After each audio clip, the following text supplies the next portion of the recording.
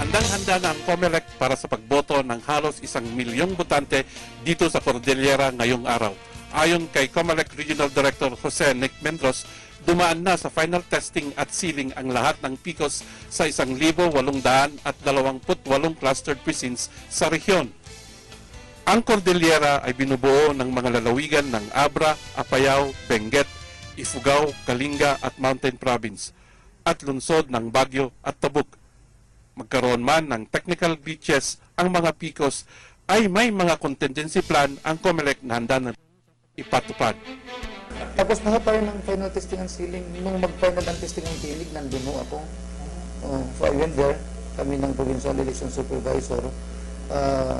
Sigurado ako lahat ng machines doon nag-function kasi nililibot ko sila.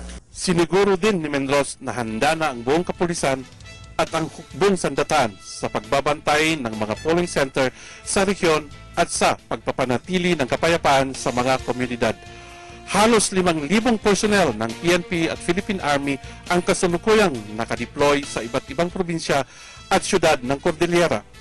Dagdag pa rito ang mahigit 4,000 KAFGO na pinayagan na rin ng COMELEC na tumulong sa pagpapanatili ng kapayapaan.